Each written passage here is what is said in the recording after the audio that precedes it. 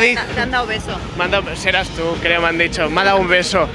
Chenoa, bienvenida a Pride Barcelona. Muchas gracias. Estàs com a la teva terra perquè és la teva segona casa.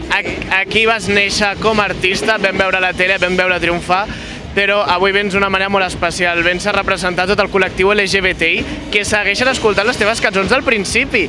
Com és això? Fidelitat. Sempre estàs intentant que el teu marit sigui fiel, no? Fidel, i això. No, estic molt contenta perquè aquí vaig donar les campanades a TV3, crec, d'Àngel Llàcer. Sí, és cert. I tinc molt bon record.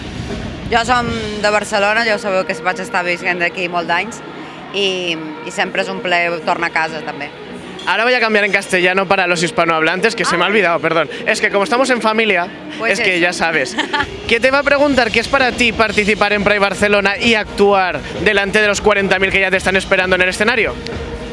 Bueno, es una manera de aportar música y sobre todo como dar el soporte, ¿no? También yo creo que todos los artistas tenemos que dar un soporte de lucha, sobre todo en el Pride. Yo me pongo un poco seria a veces, pero sí creo que si no lo hacemos tampoco tiene mucho sentido, ¿no?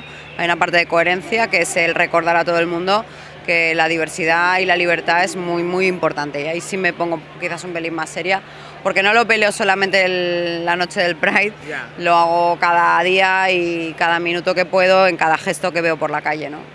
Y ahora la pregunta es sobre nuestro lema We Are Family, porque este año son las familias LGBT las que tienen el protagonismo de la campaña social. ¿Tú qué opinas de que haya sido las familias este año los protagonistas? Pues mira, pues otra parte más de poder llevarlo con naturalidad. Me encanta el punto natural de las cosas. Mentalmente y genéticamente creo que lo tengo integrado porque para mí es de lo más natural, pero espero que algún día sea absolutamente, bueno, que nadie hable de esto y que sea normal, natural. La palabra normal no me gusta tampoco, yo no soy normal. Pues hemos estado con Chenoa, muchísimas gracias y hasta la próxima. Esperamos ver que repitas en Pride el año que Viva viene. el Pride, quien venga seguro que viene a hacerlo con amor y cariño y todo mi cariño siempre para vosotros que os adoro. Hasta luego.